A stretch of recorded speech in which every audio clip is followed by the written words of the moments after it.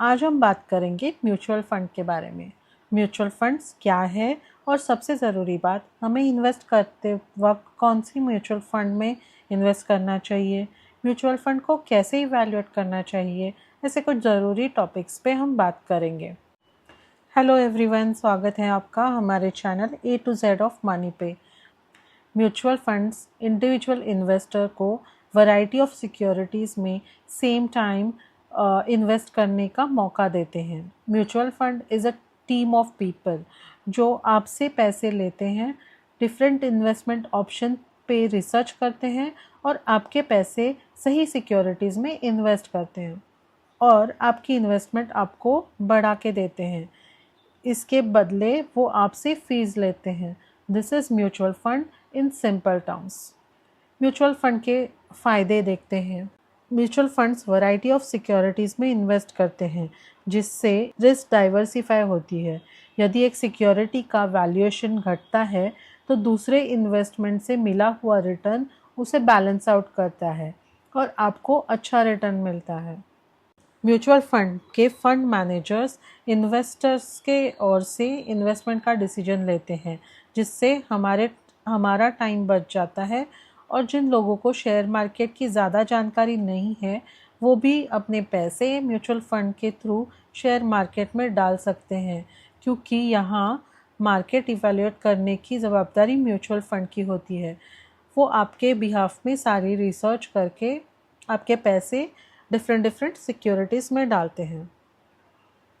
Mutual fund को ख़रीदना आसान होता है और वो सिस्टमैटिक इन्वेस्टमेंट प्लान और सिस्टमैटिक विड्रॉल प्लान जैसी सुविधाएं प्रदान करता है। सिस्टमैटिक इन्वेस्टमेंट प्लान यानी SIP के ऊपर हमने ऑलरेडी एक वीडियो बनाया है। आप अधिक जानकारी के लिए ये वीडियो ज़रूर चेक कर सकते हैं। इन्वेस्टर्स अपने यूनिट्स को एग्जिस्टिंग NAV यानी कि नेट असेट वैल्यू पर जल्दी और आसानी से रिडीम कर सकते हैं। म्यूचुअल फंड का NAV डेली कैलकुलेट होता है।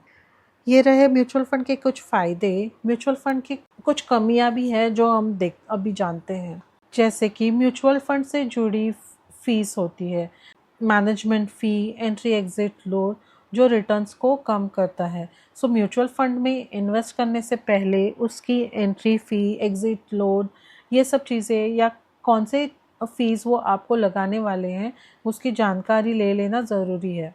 म्यूचुअल फंड की टैक्सेबिलिटी, म्यूचुअल फंड पे मिले रिटर्न्स टैक्सेबल होते हैं। आप कितने देर इसमें इन्वेस्टेड रहे हैं उसके ऊपर लॉन्ग टर्म इन्वेस्टमेंट में पकड़ा जाएगा या शॉर्ट टर्म में, वो फिक्स होता है। अगर 1 साल से पहले आपने म्यूचुअल फंड रिडीम किया तो इसके ऊपर मिला रिटर्न शॉर्ट टर्म में टैक्सेबल होता है और 1 साल के बाद रिडीम किया हुआ investment long term capital gain में टैक्सेबल होता है। जैसे कि म्यूचुअल फंड की टीम आपके बिहाफ पे कौन से सिक्योरिटीज़ में अपने पैसे इन्वेस्ट करना है फिक्स करते हैं, यानी कि आपका कोई भी कंट्रोल नहीं है कि आपके पैसे आप कौन से सिक्योरिटीज़ और कौन से शेयर्स में डाल रहे हैं। और एक म्यूचुअल फंड की खामी ये है कि म्यूचुअल फंड ने दी हुई गारंटी या उनके गोल वो अचीव करेंगे ही या मार्केट से अच्छा प्रदर्शन करेंगे, इसकी कोई गारंटी नहीं है। अब आते हैं सबसे इम्पॉर्टेंट पॉइंट पे, म्यूचुअल फंड कैसे चूज़ करते हैं। सबसे पहले म्यूचुअल फंड में इन्वेस्टमेंट करने से पहले आपके क्या गोल्स हैं वो फिक्स करना ज़रूरी है। आपकी रिस्क टेकिंग कैपेसिटी क्या है वो भी समझना ज़रूरी है और आपको कितने टाइम तक इन्वेस्ट करना है वो डिसाइड कीजिए। जैसे कि आप 20-30 के एज ग्रुप में हैं तो आप ज़्यादा रिस्क ले सकते हैं और अगर आप 50 से 60 एज ग्रुप में हैं तो आपकी रिस्क टेकिंग कैपेसिटी कम है। जैसे कि 20 या 30 के एज ग्रुप में आप इन्वेस्टमेंट स्टार्ट कर रहे हैं तो आप equity small cap fund growth option में अपने पैसे डाल सकते हैं। बट उसके अपोजिट अगर आप 50-55 के एज ग्रुप में हैं तो आप अपने पैसे डेट फंड या इक्विटी लार्ज कैप ऑप्शन में डाल सकते हैं। ये चीज़ें फिक्स करने के बाद आप म्यूचुअल फंड के हिस्टोरिकल परफॉर्मेंस देखिए कि वह फंड ने हिस्ट्री में कैसा परफॉर्म किया है।